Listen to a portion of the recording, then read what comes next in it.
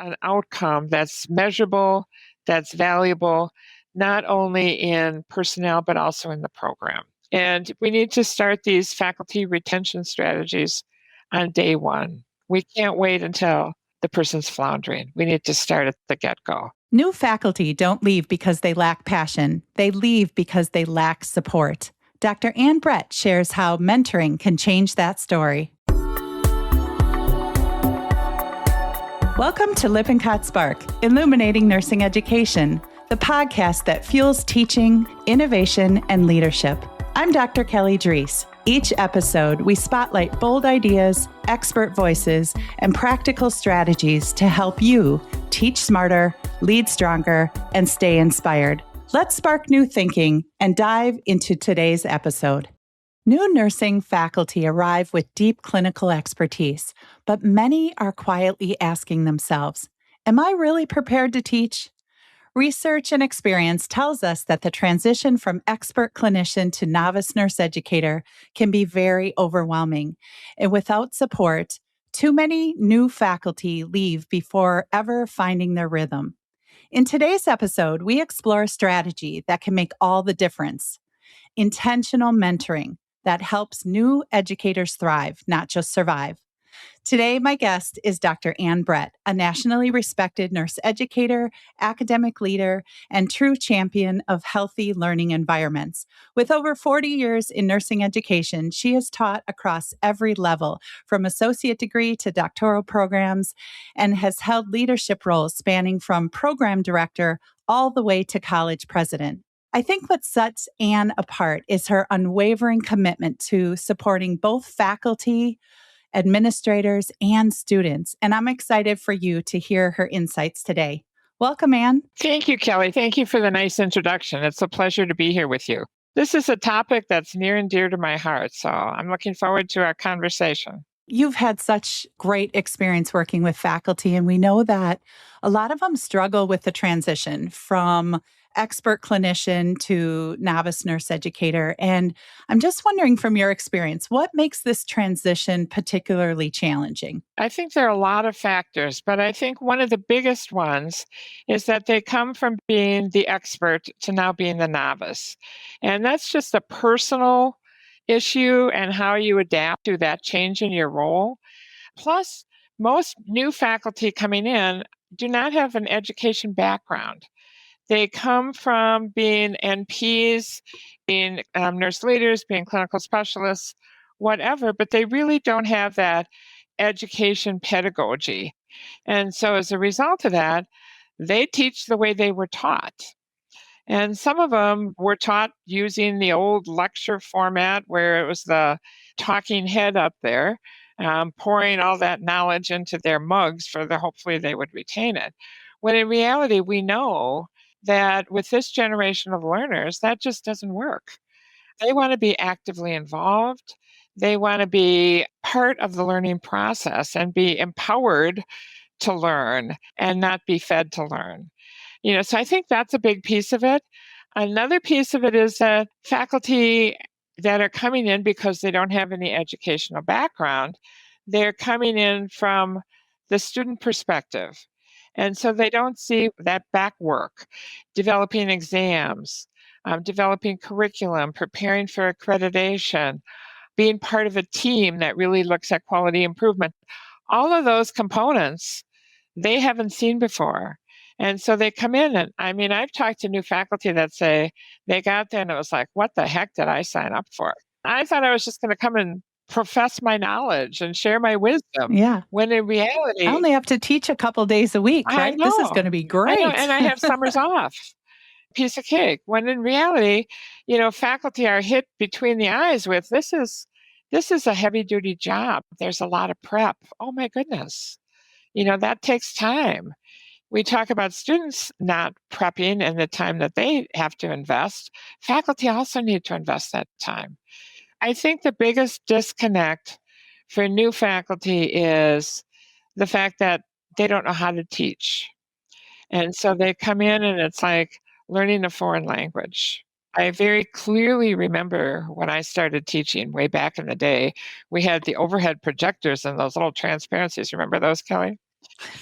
And I do. we'd been around a few blocks. And I remember I was all prepared for my first lecture. It was on mental health. It was a 3-hour class. And within the first 45 minutes, I had covered everything that I was prepared to do. And I thought, now what am I going to do? So I gave him a break. I ran to the library and I got a video that was going to take at least an hour. So that I would have time to put together some more information and be more prepared. But we don't know how to teach. I came from a clinical specialist background. So I came as a clinical expert, but not in a novice teacher. So I've been that route and I know how challenging it is. Anytime you change your role, there's a learning curve that we're never prepared for. And I think changing that role from clinical expert to novice faculty, they don't anticipate what's going to be involved in that role. But I think the same thing is true with faculty that then move into leadership positions. They've only seen their faculty side, they haven't seen the leader side. I can remember when I moved into my first dean position, I took my dean position on April 1st. And I Oh, remember geez. telling Of all people days. it was the biggest April Fool's joke anybody ever pulled on me because I had no idea, and I think, because we don't know, we jump in and we do the best we can. That's sometimes very frustrating. And I think, as you said, we have a huge turnover in both faculty and leaders because of that. When I first started as a faculty, you might not have had as much confidence as you would have liked. Lots of stress because I didn't know do I have the knowledge to be able to teach. A little bit of imposter syndrome, right? And the demanding workload, like all the things you mentioned that you had to do besides teaching. And faculty may be walking into a culture where there might be toxicity or incivility, which just adds to the pressure, right? Absolutely. And Absolutely. that's hard. And then lack of accountability if you don't even have a mentor, which we'll talk about mentoring in a second. But it's also, I think, that less defined work hours or hours of work because it's not a punch in at 7 and leave at 3:30, and also inability to practice in that clinical area. Even though if you are teaching clinicals, that's a little different. And it reminds me of this article written by Brower and colleagues in 2022, and it was called A Qualitative Exploration of Self-Identity During Role Transition to a Nurse Educator. And what I learned from that, it was like 4 themes of you walk into your nurse educator role, you have like academic shock. Like you said, Right. it's like a foreign language. You have no idea. You are the novice. You are no longer the mentor like you were at the bedside. You are the mentee. And there's this like grief and loss of identity. But then all of a sudden you turn the corner. It's like you're grounded in purpose. You get it. You see that light bulb that goes on with students and it's exciting. But it's like riding a roller coaster and then the roller coaster stops and you're like hanging upside down like a bat, right? And that's how I felt. But it was like a loss, and I was grieving who I once was. And somebody asked, "Do you miss being a nurse?" And I said, "What? What do you mean? Do I miss being a nurse? I'm a faculty member." And I said, according to the Nurse Practice Act, there is validity that you are still a practicing nurse as you are in this new role. And I had to rebrand myself and rethink about how to, like Brene Brown says, kind of embrace the suck. I had to like pull myself up by the bootstraps and figure this out and see new nurse educators are coming in with fresh eyes. They're coming in with so many strengths to share with this new team. So, Absolutely. And I yeah. think in addition to that grieving process of, that role change, you've also got a whole self-concept change. All of a sudden now you're the one who is kind of floundering. In practice, you haven't been floundering for years, because you've kind of perfected it and really become that expert. And now you're kind of stepping up to it, and students are not easy. It's not like when the baby boomers were students, they came prepared and this was their focus.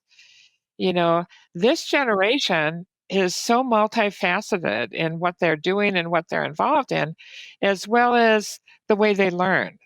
And so if a faculty is coming from, has been in practice for, say, 10 years and now moving into education, that whole teaching strategy is different. And that whole population of students is very different in what their expectations are and what their level of expertise in using technology is. It's a whole new world for a new faculty coming in. And I think it's something that they don't anticipate. I've facilitated the new faculty orientation a number of times, through the Nurse Tim Walters Cooler platform. And that's what I hear from them is I had no idea. This is not what I signed up for. I signed up to be in the classroom, not to be developing curriculum. It's a challenge. It's a huge challenge. And I think with this challenge too, that those feelings of being lost and feeling like not knowing how to navigate all this is normal. Right, right. If you're a new nurse educator listening out there, we get it. This is normal, but you have purpose. It's an exciting job, and you can make a great difference in the lives of the students and those that they serve and the nursing profession as a whole. So I'd love to dig into how mentoring, so you're a new nurse educator, how mentoring can really bridge that gap. What does an exemplar kind of this mentoring program really look like? Does it need to be formal, like a formal mentoring program, or can it be just as effective if it happens informally? I was talking with a school recently who was up for accreditation. I was working with them as they prepared for that. And they talked about they don't have a formal mentoring program, but they have their associate dean, I think it is. She said, I make rounds. And I talked to the new faculty because it's a new program. Everybody's new. She said, I talked to the new faculty about what's working and what's not working.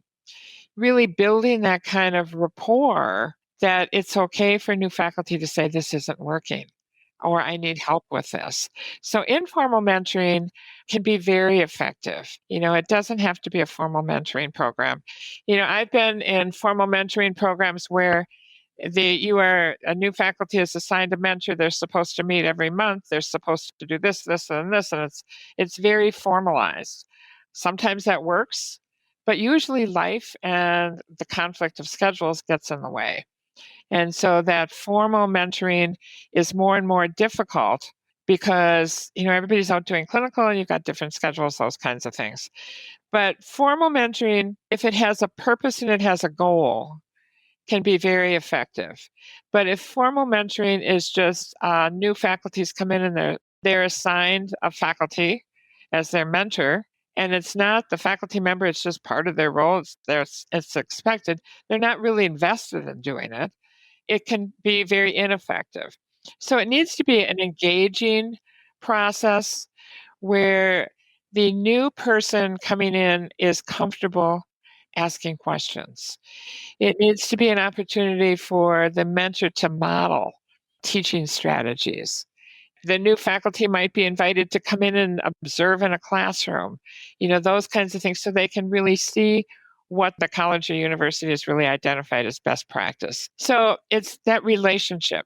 That relationship is key, that the individual who is being the mentee, is a new faculty member, needs to be comfortable talking with their mentor, sharing their expectations, sharing their learning needs.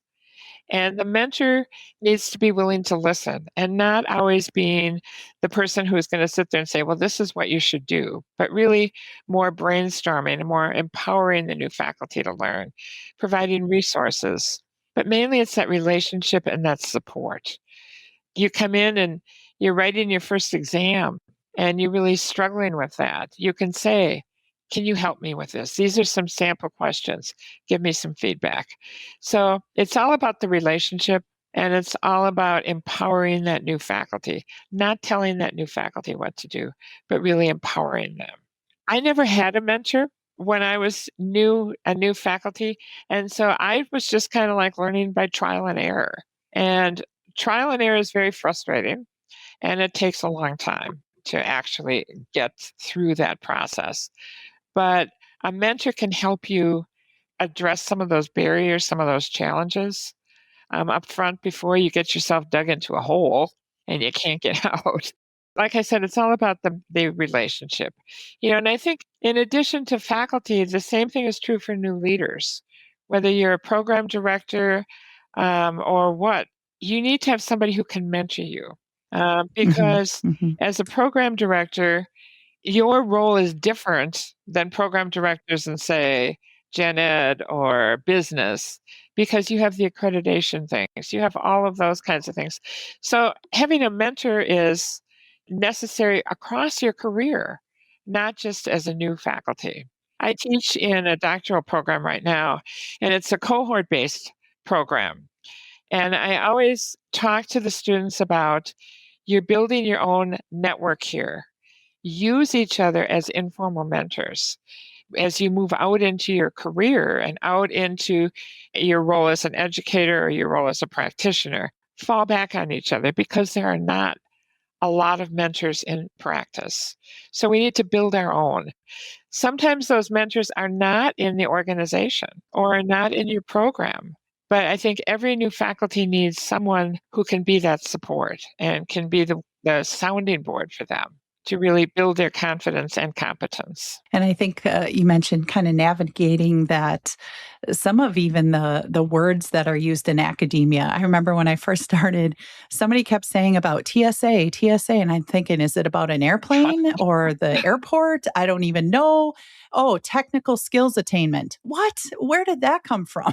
Like, can somebody give me a list of words and acronyms, But that's a mentor, right? Who's on your board of directors? It's like you need to know a guy Yeah, to be able to navigate some of you this. do. You need So, you need somebody that you can turn to and say, "Hey, I'm struggling with this," or "What does this mean?" or "Who can I go to for information about this?" They're coming from practice into an academic environment, which is a whole different environment in terms of hierarchy, in terms of roles, in terms of expectations. So it's not just the teaching strategies, but it's that whole academic environment that they need some mentoring and somebody that can, really guide them through that. once mentoring is established, as sustainability is key. And I think about the faculty and academic leaders, have super full plates. So, what are some realistic strategies schools of nursing can use to facilitate mentoring without overloading the faculty? One of the things, and this isn't a commercial, so to speak, but one of the things that we did when I was the college president, the mentors in the nursing program used the webinars. They would have a monthly meeting and they would show one of the webinars, and all of the new faculty and their mentor would come to that brown bag lunch session. And by doing it as a group, people felt more comfortable, like, oh, I'm not the only one. It's not only me who's asking these dumb questions, which really aren't dumb questions. But also, then, if one of the mentors gets tied up in clinical or something else, there are others there. So it's kind of sharing that role, which I think is really effective. And I know group activities are hard to pull off because of everybody's schedules. But if you can build that into the calendar once a month to have like a mentoring lunch, a brown bag lunch, or if you've got it in your budget to provide it, that's even better. But a brown bag lunch where there's some kind of learning activity that they're all sharing and that conversation. I think that's a strategy I've seen that's worked very well. You're building on specific information. I also think it's helpful that some colleges and universities offer university or college orientations programs. And in those programs, sometimes faculty can identify someone there that they may find as a mentor. So it may not have to be within the nursing program. That would be the ideal. Recognizing that some programs out there are very small that have 3, 4 faculty, bring in one new person, that just becomes very cumbersome. But I think having some kind of expectations, I also think it's very effective if the job description for faculty and the evaluation for faculty includes something about mentoring, whether it's mentoring new faculty or even mentoring each other. So that gives it some accountability, that gives it some teeth, and it's not just a nice to do kind of thing. Yeah, that's a great idea. And like you said, those Nurse Tim webinars, super economical, easy to watch. You get contact hours. I mean, watch them, you could debrief, and then that new faculty orientation too, that Nurse Tim has, at Walters Kluwer is just a really great way to mentor and to onboard new faculty who are struggling, especially if you're coming from a small program. It kind of extends that arm. So mentoring benefits, more than new faculty. So, you've shared that mentoring supports kind of the mentor's professional growth. So, can you explain maybe how the mentor benefits personally or professionally from this whole process? I am a chair for dissertations and a chair for DMP projects, and I learn so much from each one of those that as a mentor, which that's kind of a mentoring kind of a role, but as a mentor, you learn because this new person is coming in with a whole different perspective. New faculty are coming, they're excited, they're enthusiastic, and they're very clinically relevant. They know what's happening in clinical. And for faculty who may have been teaching for 5 years, 10 years, that only go to clinical with students can learn so much about what the reality of clinical practice is from somebody who's just been there. They can also help to bridge that academia practice gap that we have that's been documented for eons by talking to these new faculty who've come directly from practice about what exactly do our students need? And so we can learn so much from them. And I think, as you said, if they do a group mentoring kind of thing and watch a Nurse Tim webinar, that's a great refresher for the mentor as well as the mentee.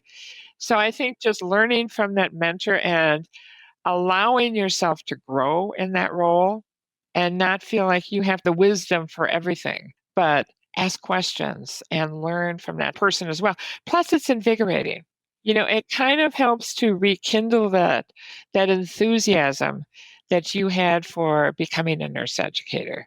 It's a great opportunity for both to learn, and I think, as mentors, we need to look at this as an investment in the future, an investment in nursing education, investment in new educators. And that is, here's another thing I have to do. I really look at it as an opportunity rather than just another piece to add to my workload. And that kind of brings us to that long-term impact. How does effective mentoring influence faculty retention and overall kind of health of the program, especially if you started on day one? Right. Have you seen that impact? Well, in the literature, it specifically talks a lot about that in the mentoring literature because you've now built relationships. People leave their boss, not their job. People leave their team, not their job necessarily. It was well documented by Finkelman a number of years ago. And I think if you can develop relationships with new faculty, they become more invested in the team, in the curriculum, in the program. And so the literature clearly indicates that it is a retention strategy and it's also a growth strategy. So it's a growth for both the mentor and the mentee, but it's a great way for new faculty to start to cut their teeth rather than out there floundering. That's where you see people leaving, is when they don't get past that trial and error stage. Yeah, and that turnover is tough, right? I mean, the whole program, students, faculty, administrators, and, And it's you also know, very costly. It costs the equivalent of a whole year's faculty salary to replace a faculty member. So by the time you recruit, you bring a new person on, they go through orientation, they have a lesser workload, that whole thing. Plus, if you have to pay overload or whatever because you've got a vacancy.